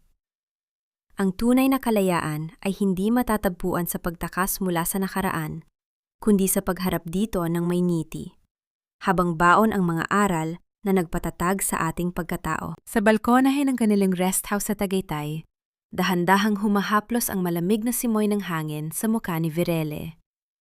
Malayo na siya sa mausok at mainay na kalsada ng Maynila. Dito, ang tanging maririnig ay ang banayad na pag-awit ng mga ibon at ang mahinang kaluskos ng mga dahon sa paligid. Ang tanawin ng bulkang Taal sa malayo ay tila isang painting na nagpapaalala sa kanya na sa kabila ng anumang pagsabog ng damdamin, laging may kasunod na katahimikan. Tumingin si Virele sa malawak na hardin. Doon, nakita niya si Maya na masayang tumatakbo sa damuhan, hinahabol ang isang makulay na paru-paro. Ang bawat hakbang ng bata ay puno ng sigla. Wala na ang bakas ng panghihina at ang maputlang kulay ng balat. Ang halahak ni Maya na umaalingaw-ngaw sa paligid ay ang pinakamagandang musika na narinig ni Virele sa buong buhay niya. "Mama, tignan mo! Ang ganda ng bulaklak!" Sigaw ni Maya habang ipinapakita ang isang dilaw na mirasol. Isang matamis na ngiti ang sumilay sa mga labi ni Virele. Lumapit siya sa anak at dahan-dahang hinaplos ang buhok nito. "Oo, anak. Napakaganda nito, gaya mo." Naalala ni Virele ang mga gabi nang ang tanging liwanag na nakikita niya ay ang ilaw mula sa ICU.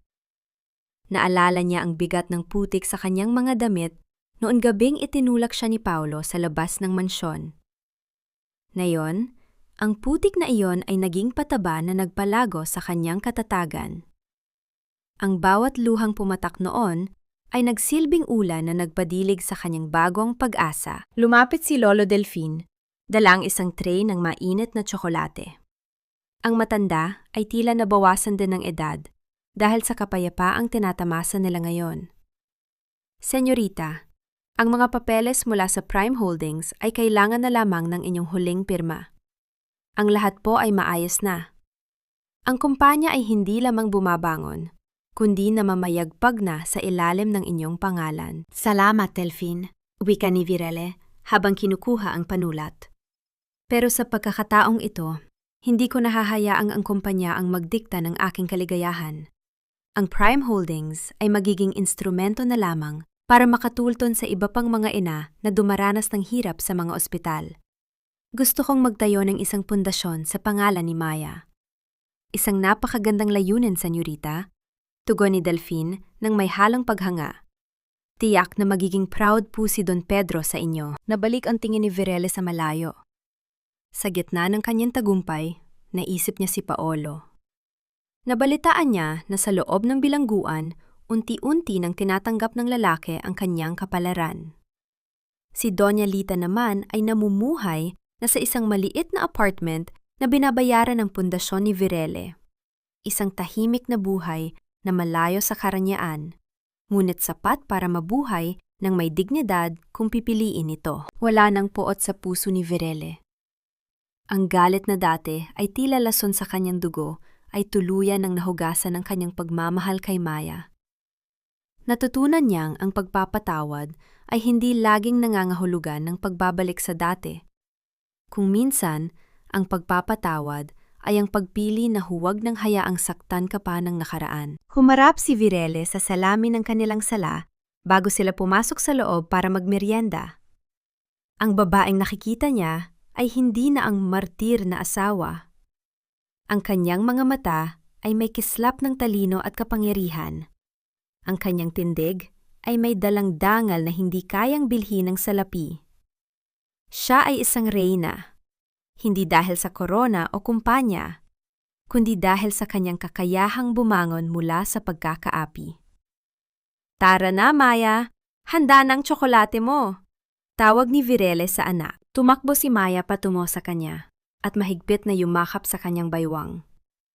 Binuhat ni Virele ang anak at sa sandaling yon, naramdaman niya ang tunay na kahulugan ng yaman. Ang bawat tibok ng puso ni Maya na nadarama niya sa kanyang dibdib ay mas mahalaga pa sa lahat ng stocks ng Prime Holdings. Habang papasok sila sa loob ng bahay, dahan-dahang lumulubog ang araw sa likod ng mga bundok. Nag-iiwan ng isang ginintuang liwanag na tila nagbabasbas sa kanilang bagong simula. Ang gabi ay darating. Ngunit hindi na ito katatakutan ni Virel. Dahil alam niya na kahit anong dilim ang dumaan, siya ang sariling liwanag na gagabay sa kanilang dalawa ni Maya patungo sa isang bukas na puno ng pag-asa. Ang kwento ng kanyang pagdurusa ay tapos na. Ang nobela ng kanyang bagong buhay ay kasalukuyan pa lamang isinusulat, isang pahina sa bawat araw na puno ng saya, katatagan at tunay na pag-ibig. Lumipas ang 3 taon na tila ba isang mabilis na pag-agos ng malinis na tubig na dahan-dahang humuhugas sa bawat bakas ng putik at pait sa buhay ni Virel. Ang mundong dati ay puno ng dilim at tunog ng mga makinang pang-ospital ay napalitan na ng isang maliwanag na umaga sa ilalim ng bagong tatag na Maya Hope Foundation. Isang institusyong naglalayang tulungan ang mga inang walang sapat na kakayahan para sa medikal na pangangailangan ng kanilang mga anak. Nakatayo si Virele sa gitna ng garden ng foundation. Pinagmamasdan ang mga batang naglalaro. Ang kanyang suot na kulay asul na bestida ay tila sumasalamin sa kalangitan. At ang kanyang mukha ay wala ng bakas ng pag-aalinlangan. Sa kanyang tabi, si Maya ay hindi na ang munting sanggol na nakikipaglaban sa kamatayan. Siya ay isa ng masiglang bata na may malulusog na pisingi at mga matang puno ng pangarap. Mama, tignan mo po yung drawing ko. Ikaw ito, at ako, at si Lolo Delphine. Masayang wika ni Maya habang ipinapakita ang isang papel na puno ng makukulay na guhit. Yumukod si Virel at hinalikan ang noo ng anak. Napakaganda, Maya. Gaya ng buhay natin ngayon. Sa loob ng 3 taon na yon, maraming bagay ang nagbago.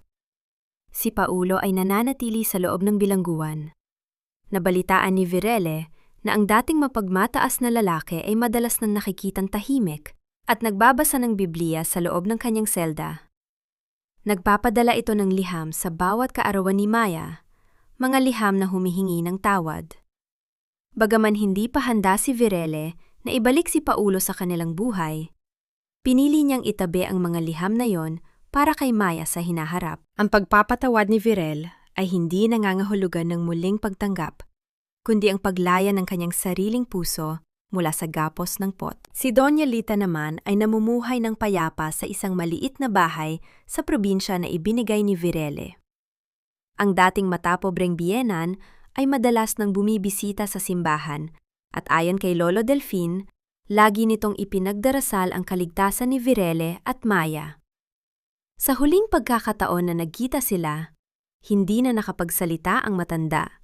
Tanging isang mahigpit na hawak sa kamay at isang matagal na pagtingin sa mga mata ni Virele ang nagsilbing simbolo ng kanyang pagsisisi. Nahanap na ba ni Virele ang tunay na kapayapaan? Ang sagot ay, makikita sa bawat gabi na mahimbing siyang nakakatulog ng walang takot, at sa bawat umaga na hindi na siya gumigising na may bigat sa dibdib.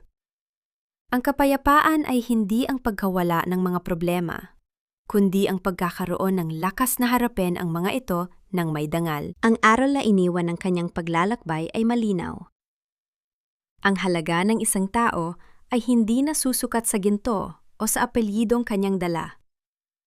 Ang tunay na yaman ay matatagpuan sa tibay ng paninindigan at sa lalim ng pagmamahal na handang magsakripisyo ng walang hinihintay na kapalit. Natutunan ni Virele na ang bawat sugat ay may layunin, ang gawin tayong mas matatag, mas mapagmahal, at mas marunong magpahalaga sa bawat hininga. Habang papalubog ang araw, dahan-dahang kinuha ni Virele ang kamay ni Maya. Sabay silang naglakad patungo sa loob ng kanilang tahanan. Ang kanilang mga anino ay nagdurugtong sa damuhan. Ang bawat hakbang nila ay tila isang pasasalamat sa tadhana. Tapos na ang panahon ng mga luha. Ang reyna ay hindi na naghihintay ng tagapagligtas dahil siya mismo ang nagligtas sa kanyang sariling tadhana. Sa bawat tibok ng puso ni Maya, nararamdaman ni Virel ang tagumpay ng pag-ibig laban sa kasakiman at ng pag-asa laban sa kawalan. Ang gabi ay dahan-dahang dumarating. Ngunit sa pagkakataong ito, hindi na ito madilim para kay Virel. Dahil sa kanyang puso, ang araw ay hinding-hindi na muling lulubog.